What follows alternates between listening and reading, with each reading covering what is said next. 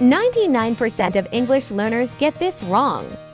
Which one is correct? I was tired. B. I were tired. Choose now. Most people don't know WHY. Let's find out. Use was with. I, he, she, and it. Use were with. You, we, and they. Memory tip. I, he, she, it equals was. You, we, they equals were. Easy. Let's look at some examples. I was tired. She was happy. He was at home. It was cold. You were late. We were at school. They were hungry. Here is a short story. Yesterday, I was very busy. My friends were at the mall. My sister was at home.